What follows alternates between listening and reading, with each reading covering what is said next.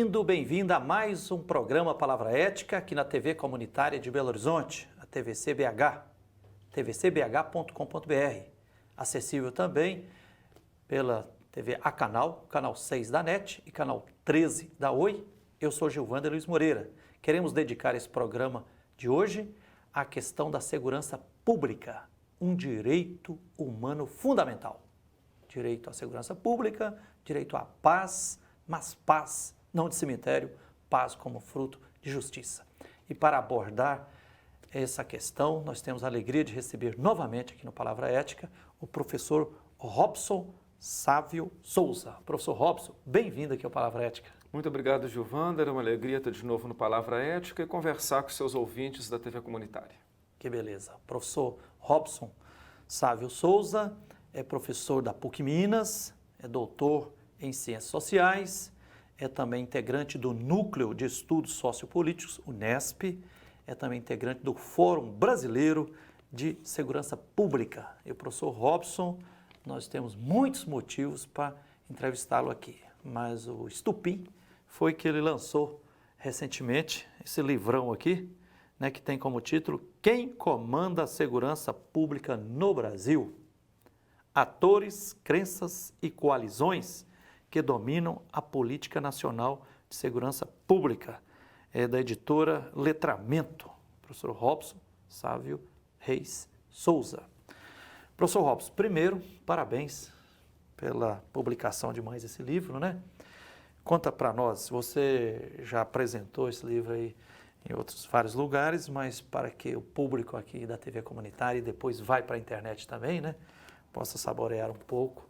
É fruto de uma pesquisa, por que esse livro, o que está basicamente aqui? Frei Gilvander, eu trabalho nessa área de segurança pública e direitos humanos há mais de 20 anos. Não somente na condição de pesquisador, de professor, mas também atuando em órgãos públicos, órgãos estaduais, municipais e até na assessoria do Ministério da Justiça.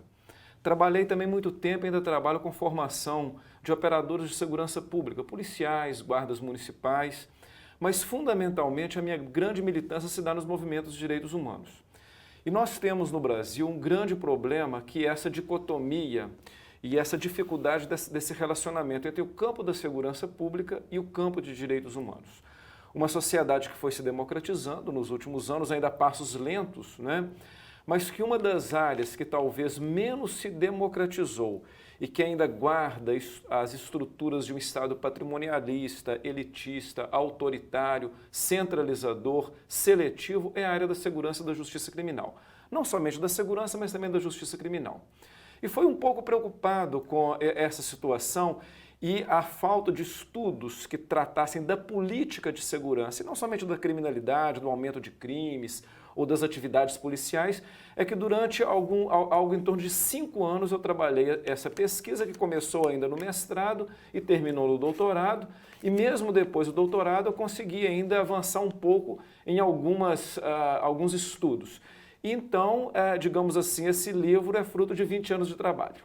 Ah, tá, não nasceu da noite para o dia. Da noite para o dia, não. É um trabalho que é um trabalho teórico, de pesquisa, mas de convivência com movimentos sociais, com operadores da segurança pública, com a gestão da segurança pública, com a gestão do sistema prisional. Frequentei todos esses universos antes de escrever o livro.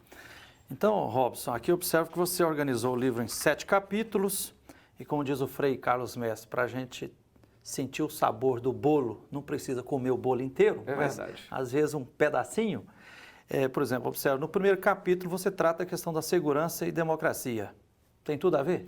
Tem tudo a ver. E foi muito interessante, Frei Gilvander, sua introdução, porque ainda no Brasil, no senso comum, as pessoas, os cidadãos não conseguem perceber que segurança pública é um direito. É um direito como é o direito à saúde, como é o direito à educação, como é o direito à assistência social. A moradia, a terra, quer dizer, a segurança pública entrou na Constituição de 1988 no rol dos direitos sociais. O problema é que parte da sociedade, gestores do Estado e parte dos operadores policiais continuam achando que segurança pública é atividade policial, atividade de repressão, atividade de criminalização de movimentos sociais, atividade de ação seletiva que trata grupos de pessoas da sociedade de forma diferente. E esse aparato de segurança pública que atua de forma muito enviesada em detrimento de determinados setores ou socioeconômicos ou étnico-raciais, os negros, por exemplo, esse setor ele ainda, digamos assim, não passou por processos democratizantes. Ele, por exemplo, tem baixíssima participação social, baixíssimo controle social, baixíssimos canais de interação entre a sociedade e essa política. E o que eu tento mostrar no livro é que uma série de atores, desde os agentes públicos que são eleitos até os policiais, mas passando pela sociedade, pela mídia, pelo sistema de justiça, não querem nem saber de modificar essa situação. Professor Robson, há uns 10 anos atrás, eu assisti a um vídeo da luta por moradia digna no Rio de Janeiro e um depoimento de uma senhora, chegou uns 60 anos, ela dizia mais ou menos assim, falou, quando eu era criança, se eu estava perdida na cidade, se eu visse um policial e me aproximava, estou perdida, qual o caminho? Ela falou, hoje eu não posso dizer isso para as minhas filhas e nem para os meus netos. E ela falou, arrisco até a dizer, se você estiver perdido, você vê o policial, corra. E já tive notícia também de pesquisas, por exemplo, na UFMG, falando, por exemplo, um dos dados que constataram assim que a polícia que trata com as comunidades periféricas, né, as favelas e tudo, normalmente é sem educação, autoritária, já chega reprimindo, disseminando um terror danado, né, um pânico. Mas policiais que estão cuidando da segurança em bairros de classe média para cima, têm outra postura. É verdade isso, Zé? Em boa medida, sim. Nós temos um aparato de segurança pública que ele trabalha de forma muito discricionária, na verdade. Quer dizer, em primeiro lugar, por que as pessoas hoje não creem nas polícias? Nós temos pesquisas, inclusive pesquisas nacionais. 70% das pessoas, elas não creem na polícia nem na justiça. Se as pessoas não têm credibilidade, é porque elas têm motivações. Quando uma pessoa, por exemplo, vai denunciar um crime, quanta dificuldade que ela tem, como que às vezes ela é maltratada. A resposta de uma denúncia nunca é dada para o cidadão. O processo vai correndo e a pessoa não é informada de nada. E dependendo do tipo do crime, a pessoa ainda corre risco de ser vítima de violência. As pesquisas têm mostrado que nós temos um sistema policial brasileiro, que é um sistema policial, que eu diria assim, totalmente superado para uma sociedade democrática. Primeiro, duas polícias que são totalmente distintas, tanto em termos de ação, número, forma de atuação, duas culturas totalmente diversas, que deveriam trabalhar de forma articulada dentro do ciclo policial e que, na maioria das vezes, acaba disputando espaços institucionais. Obviamente, isso afeta a qualidade do serviço da segurança pública. Eu estou dizendo das instituições e não necessariamente de policiais que têm bons policiais. Por outro lado, nós temos nas cúpulas das duas instituições, delegados e os coronéis, os oficiais, uma boa formação. Mas aqueles policiais que trabalham na base com o cidadão não têm formação continuada, são os que recebem salários mais ruins e que não têm controle da atividade. Nós não temos no Brasil nenhum órgão de controle externo. Então acaba que o trabalho policial ele é muito permeado por ações discricionárias dos policiais dependendo do local onde eles atuam. É claro que um policial que atua num bairro de classe média, que são formadores de opinião, que se houver excesso de violência policial vão denunciar o Ministério Público, vão ter um advogado, é um tipo de atuação. Quando é na periferia, eventualmente é de outra forma. Até porque é uma ideia da sociedade que a violência e o crime estão na periferia, né? E que lá o Estado tem que atuar de forma violenta. Também, digamos assim, um imaginário social que quase que autoriza as instituições policiais a agirem de forma seletiva e discricionária. E é isso que tem que mudar. Uma política pública, um direito, ele tem que ser tratado de forma isonômica, é igual para todos. Mas isso, Frei Gilvander, não é somente a polícia. Veja o nosso sistema de justiça, por exemplo. Exato. Quem são aqueles que são presos? Né? Eu dou exemplo, porque hoje se fala muito em drogas, eu dou exemplo muito claro. Os pequenos aviõezinhos, todos presos, lotando as nossas prisões superlotadas e progredindo no crime dentro das prisões, haja vista a situação prisional. Os grandes traficantes, aqueles traficantes que se associam a políticos, a empresários, os que produzem e distribuem a droga, nenhum preso. mas o sistema está todo focado somente lá na ponta, na criminalização de um pequeno grupo. E isso serve para outros tipos de crimes. Ou seja, simplificando, o modelo de polícia que nós temos não é um modelo de polícia democrática. O modelo de justiça que nós temos não é um modelo de justiça democrática. Acontece que há uma certa passividade em relação à sociedade, aos governos e aos operadores desse sistema de achar que é assim mesmo e que nada vai mudar. E nós sabemos que não é Deus que quer assim. Nós é que temos que atuar para que as coisas mudem. Professor Robson, eu estou observando que no segundo capítulo você trata a segurança do livro aqui, né? Quem comanda a segurança pública no Brasil, né? Livro do professor Robson, lançado recentemente. No segundo capítulo você trata da segurança pública, da polícia à política. Você, com esse título aqui, me faz recordar que quando nós estamos aí junto com o povo das ocupações urbanas, fazendo manifestações, marchas ou trancando o trânsito e tudo, aí vem a polícia, chega para tentar cercear. E, normalmente, um dos argumentos que a gente coloca, inclusive nas notas públicas, para mostrar a legitimidade e a necessidade dessas lutas coletivas por direitos fundamentais, né, a terra, a moradia, a saúde, a educação, etc., normalmente a gente diz assim, olha, problema social não é questão de polícia, é questão de política. Qual a relação mesmo que se aborda no livro aqui entre polícia e política? Duas palavrinhas que se parecem, né? E que são fundamentais. Primeiro, essa perspectiva que no Estado democrático de direito, pelo menos na perspectiva formal, porque convenhamos, democrático nós ainda temos um longo caminho, né, para chegar lá, mas pelo menos no Estado democrático de direito formal, todas as instituições públicas, as agências públicas deveriam tratar todas as pessoas de forma isonômica, e não é o que acontece. O exemplo que o senhor dá das ocupações urbanas, das manifestações, ele é muito didático. Por quê? Porque aqui você tem o direito liberal, que é o chamado direito de ir e vir, se sobrepondo ao direito social, que é o direito à moradia, à terra.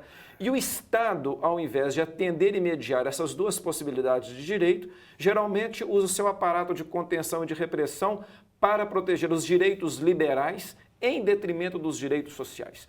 Por isso que eu digo que a segurança pública no Brasil não muda, não é só porque as polícias não querem mudar, não. É porque os governos não querem mudar. O senhor veja bem, e no meu livro eu trato disso, os governos de esquerda na área da segurança pública se procedem como se fossem de direita. Não propõe nenhuma reforma substantiva no aparato de segurança pública. Mantém as mesmas estruturas, o mesmo foco voltado mais para a repressão, para a contenção, para a vigilância dos pobres, dos movimentos sociais. Não faz uma mudança qualitativa nessa política porque considera que a segurança pública não é uma política pública, é uma coisa de ação policial. Então, nesse capítulo eu mostro que na democracia não é possível que as polícias se transformem em agências paraestatais para agradar uma determinada classe, que é a classe média e os ricos. E os governantes fazem parte dessas estruturas de poder. Uma polícia democrática, uma polícia cidadã, trabalha na perspectiva da segurança pública enquanto direito e garantia de direito universal e de forma isonômica. Aquela que protege mais a dignidade humana do que o patrimônio, Sem né? dúvida nenhuma. E aí nós temos uma outra contradição. Nós temos um aparato de segurança pública que, historicamente, que eu tento mostrar no livro, ele foi formado dentro de um Estado patrimonialista, elitista, seletivo, e que esse aparato de segurança pública formado nesse viés, de alguma forma amplificado com a ditadura militar, se mantém praticamente inalterado e que, não obstante a Constituição de 88, esse aparato de segurança pública não passou por processos democratizantes, como ocorreu na área da educação, da assistência social, da saúde, da moradia e outras políticas públicas e sociais. Ok, professor Robson, a prosa está boa, mas nós vamos ter que fazer um pequeno intervalo, nós vamos continuar daqui a pouquinho. Nós estamos hoje aqui no Palavra Ética entrevistando o professor Robson Sávio Reis Souza, que é professor da PUC Minas, doutor em Ciências Sociais, é do Núcleo de Estudos Sociopolítico, Unesp, da PUC Minas, também integrante do Fórum Brasileiro de Segurança Pública. Estamos tratando aqui sobre segurança pública e lançando o livro dele aqui, né, que tem como título Quem Comanda a Segurança Pública no Brasil? Atores, Crenças e Coalizões que Dominam a Política Nacional de Segurança Pública.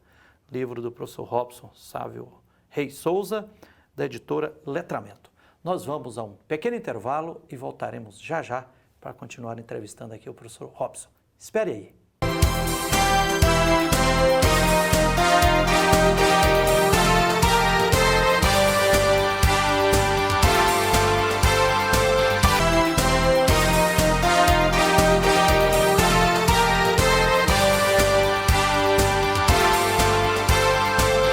Olá, estamos de volta com o programa Palavra Ética aqui na TV Comunitária de Belo Horizonte. Eu sou Gilvander Luiz Moreira. Estamos entrevistando o professor Robson Sávio Reis Souza.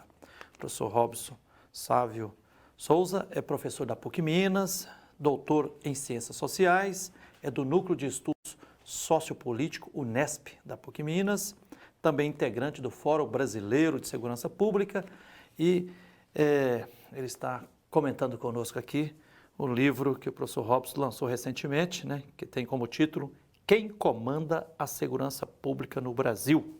Atores, crenças e coalizões que dominam a política nacional de segurança pública. Professor Robson, no final do primeiro bloco, você estava assim mostrando a relação, como é que é a relação entre polícia e política, e argumentando que isso é fruto de uma pesquisa de mais de 5 anos. Você mostra que está passando da hora de se colocar em prática uma política cidadã que cuide mais da dignidade humana e menos ou não só do patrimônio, né? Perfeito. E você mostra aqui também que tem várias disputas entre os atores.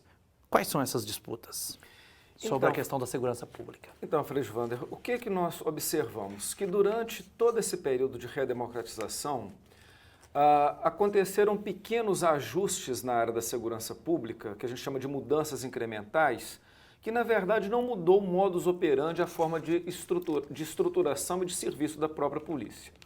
O que nós temos hoje, não obstante ter tido nesse tempo aumento do número de policiais, melhoria do salário... um grande aumento, não é? Melhoria dos salários policiais, aumento do número de aprisionamentos, porque todo mundo acha que é só prender que vai resolver, aumento de investimentos. Minas Gerais, por exemplo, nos últimos 15 anos, foi o estado que mais investiu em segurança pública. O que produziu isso? Produziu mais gastos para o estado e muito mais gastos. Hoje o estado não consegue manter esses gastos. Um sistema prisional hiperlotado, que não consegue cumprir a sua função social, que é a ressocialização, a reintegração do preso à comunidade. Altamente desumanizante, né? E as taxas de crimes violentos são estratosféricas, continuam nas alturas. Nós temos, o Brasil tem o maior número de pessoas mortas no mundo. São cerca de 60 mil pessoas. A maioria jovens, na faixa etária entre 14 e 29 anos, pobres e negros. Ou seja, as falhas na segurança pública penalizam muito mais num determinado setor, num determinado segmento da sociedade, que são os pobres, os negros, aqueles que não têm, muitas vezes, oportunidades e acabam sendo vítimas da violência que está difusa no seio da sociedade, uma sociedade muito violenta. Além disso, você tem um aumento estratosférico dos gastos com segurança pública. A pergunta é, não obstante tudo isso que foi feito nesses 30 anos, continua valendo a pena investir nesse modelo? A minha tese é que não. A minha tese é que nós temos que, na área da segurança pública, da justiça criminal, envolvendo também a justiça criminal, é preciso reformas estruturais. Nós precisamos, por exemplo, em relação às polícias, pensar no que a gente chama de um ciclo único de polícia. Uma única polícia com participação e controle social que vai fazer toda a atividade policial. A polícia ostensiva, a repressão qualificada e quando necessária, a investigação, otimizar o trabalho, fazer com que essa polícia atue em parceria com a comunidade e uma única instituição policial. E não duas polícias disputando espaços de poder. A militar e a civil. Como acontece hoje. Então, em relação à polícia, nós precisamos de um novo modelo de polícia. E os estudiosos têm demonstrado essa necessidade. Em relação ao sistema prisional, é outra área que não adianta fazer remendo novo num pano velho. Nós temos um sistema prisional altamente oneroso que não recupera quase que ninguém. Os índices de reincidência, de violência são terríveis. E mais do que isso, hoje parte do crime organizado é comandado de dentro dos presídios. Existem vários mapeamentos que mostram que facções criminosas comandam o crime dos presídios na sociedade. Então, olha bem, é o Estado produzindo crime. A sensação de medo, de desconforto das pessoas, tendo em vista os altos indicadores de criminalidade, provoca diminuição da coesão social, baixa da solidariedade. As pessoas, todo mundo se desconfiam do outro. Olha o que a segurança pública produz no tecido social. Ou seja, a segurança privada bate palmas e ri até aqui porque todo mundo acha, a classe média, que tendo segurança pública ruim eu vou comprar tudo, seguro, cerca, grade, carro blindado. E isso não vai resolver, porque há uma diferença entre proteção, que é individual, e segurança pública, que é coletiva. E não adianta ter uma hiperproteção individual se eu frequento e participo dos espaços públicos. E as pessoas acham que ter proteção, comprar proteção vai resolver tudo, principalmente a classe média. Resumo da ópera. Nós temos grupos que querem manter esse atual modelo e nós temos grupos que já chegaram à conclusão que esse modelo está fracassado. Ele é caro, ele é violento, é oneroso, não é efetivo e produz mais violências e um medo social. E é isso que eu tento apresentar no livro. Professor Robson, a sua reflexão que está no livro aqui me faz lembrar do grande Darcy Ribeiro, Claro. num dos textos dele, que o título era O Óbvio, e tratando sobre a questão educacional no Brasil. Ele defendendo uma tese lá assim, olha, no Brasil ainda continua um altíssimo analfabetismo, não é por acaso não, é interessado. Então, lembrando Darcy Ribeiro aqui, eu te pergunto, essa crítica toda que é fruto dessa pesquisa e que desagou nesse livro, né, quem comanda a segurança pública do Brasil, por que nós temos essa atual insegurança pública, esse tipo de polícia muito ainda militarista, né, com legados muito fortes lá da época da ditadura, que pensa que seu foco principal é a repressão, é punir, castigar, é prender e tudo. Isso é por acaso? É por incompetência teórica ou de gestão? Ou isso é pensado, planejado, que dentro de uma sociedade capitalista isso geraria mais lucro para A? E qual que é a... Em boa medida, o sistema de segurança pública de justiça criminal, ele continua subsistindo porque tem muita gente interessada que ganha. Ou ganha em termos econômicos, por exemplo, a indústria da segurança privada, ou ganha em termos políticos, que se mantém nos mesmos lugares sociais. Então, para tentar apresentar quais são esses atores que ganham, ganha o Executivo Federal e Estadual, que comanda as polícias e a política, e que não querem ter os custos políticos para fazer mudança. Preferem empurrar para lá, deixar para lá. Não querem assumir os custos. Ou seja, continua enxergando segurança pública não como política, mas como atividade policial. Prova tanto que, inclusive, nos governos de esquerda, quando a polícia faz alguma coisa de excessivo, o governador vai lá e diz que a polícia cumpriu os protocolos. Eu não sei quais protocolos. Né? Segundo, ganha o Congresso Nacional Conservador, que quando aumenta algum tipo de violência, a sociedade exige mudanças, ele produz mais leis de recrudescimento penal, mais prisões, mais recrudescimento penal que não serve para nada e que não diminui o índice de violência, mas que para eles serve para se mostrarem como aquelas pessoas que estão atendendo às demandas da sociedade, essa demanda de uma sociedade vingativa interclasses. Ganha muito as cúpulas das instituições policiais que querem manter o seu poder, o seu locus de atuação. Ganha a nossa mídia perversa, que trata de forma diferente, que produz julgamento nas televisões e nos programas televisivos ao arrepio da lei, porque quem processa a justiça é o Poder Judiciário. Ganha o sistema de justiça, que se mantém elitista, discricionário, muito bom para um segmento social e para outros não. E ganha, obviamente, a segurança privada. A sociedade perde muito. Mas a sociedade, ela não tem consciência de que esse modelo é um modelo que pode ser modificado, que segurança pública não é só policiamento. Mas como ela não tem essa informação e não sabe de segurança na perspectiva do direito, geralmente compra a ideia da mídia e dos grupos de poder que querem manter o modelo.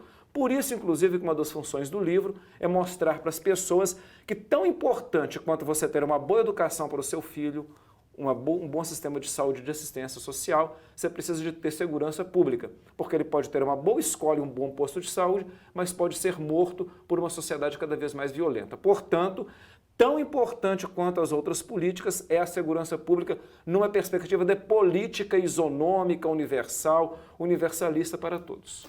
Ok, professor Robson, o nosso tempo aqui está chegando perto do fim, mas eu queria aproveitar aqui para você comentar algumas questões transversalmente que estão em baile aí. Por exemplo, recordo que alguns anos atrás a própria ONU assim, recomendou a extinção da Polícia Militar no Brasil. Segunda questão, o professor Virgílio Matos, doutor em criminologia, né, uma pessoa admirável, um ardoroso defensor dos direitos humanos, ele sempre apregou, que eu acho muito simpática, a utopia, dizendo assim, olha, a nossa utopia é construir uma sociedade justa e solidária sem polícia. O ideal é uma sociedade sem polícia.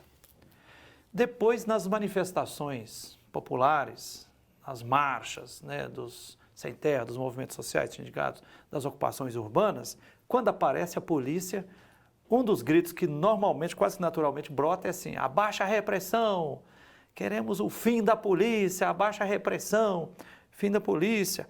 Aí uns advogam o fim da polícia, outros queremos a desmilitarização, que parece que é uma postura mais, não tão radical, mas moderada, assim, ó, necessário polícia, mas não militarizada. Então, isso é claro, você trabalha aqui, né? O que é mais sensato a gente reforçar na sociedade o rumo? Frei Wander, em todas as sociedades democráticas existem polícias, mas a gente podia fazer uma brincadeira que existem polícias e polícias. Numa perspectiva de uma polícia cidadã, é um órgão do Estado e não de governos para proteger o direito das pessoas, a vida, a condição de sociabilidade. Até porque numa sociedade capitalista, sempre o mais poderoso, o mais rico, o que se acha melhor do que o outro vai querer se impor. E é preciso de órgãos estatais para refrear os nossos impulsos individuais. Claro. Então, uma polícia, numa perspectiva cidadã, com controle e participação social, é uma polícia democrática, como nós temos um sistema de saúde que tem os operadores que a gente espera que sejam democráticos. Então, eu não sou contra a existência de polícias numa perspectiva democrática. Acho que o viés militar é um viés ruim, que não existe nenhum inimigo público, a polícia ela tem que cuidar de todos de forma indistinta, e o viés militar é pensar sempre a perspectiva de que um inimigo deve ser combatido, deve ser morto, deve ser dizimado, mas eu acho que também a Polícia Civil brasileira não é boa, não. Ela é muito ruim, ela tem muitos problemas. Aliás, a tortura também acontecia nas delegacias e acontece até hoje. Então, o que eu apregou, o que eu advogo aí, a minha tese, é que nós temos que fazer uma reforma do modelo policial, criando uma única polícia democrática, cidadã, que opere nos marcos da democracia, da cidadania, com controle externo, com participação social e voltada para a proteção isonômica de todos os indivíduos da sociedade. E tem que ter também participação e compromisso da sociedade organizada para pressionar para que aconteça, né? Essa mudança na polícia. Participar em planejamento, monitoramento e na execução das atividades, porque toda agência pública ela deve responder às demandas da sociedade e não atuar de forma independente ou atuar para agradar somente governos. Professor Robson, obrigado pela participação aqui no Palavra Ética. Parabéns mais uma vez pelo livro, né? Quem comanda a segurança pública no Brasil, né? Esperamos que você retorne aqui outras vezes, tá? E obrigado pela atenção, telespectador, você que nos honra com a sua atenção. E até o próximo Palavra Ética.